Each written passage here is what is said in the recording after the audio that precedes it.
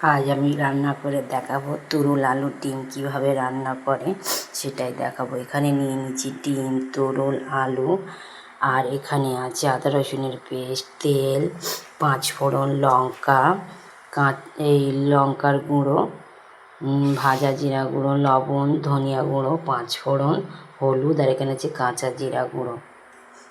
প্রথমে ডিমটা ভেজে নেব, তারপরে কড়াইতে তেল দিয়ে আমি পেঁয়াজটা লাল করে নেওয়ার পরে আমি ভাজা জিরা গুঁড়ো আর 5 ফোড়নটা বাদ দেবো, দিয়ে বাকি মশলাটা দিয়ে নেবো।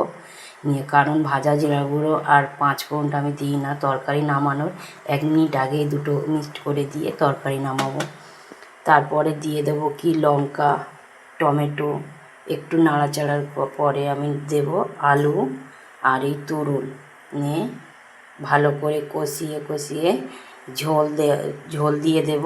ঝোল দেওয়ার পরে একটু চাপা দিয়ে দেবো, দিয়ে একটু ফোটার পরে আমি ডিমটা দিয়ে দেবো। ডিমটা দেবো মাছের পরিবর্তে, এখানে মাছ দেবো না, আমি দেবো ডিম। যেহেতু ডিম তরুল করছি সেই জন্য আমি ডিম দেবো, দিয়ে একটু শুকনো করে আমি নামিয়ে নেব।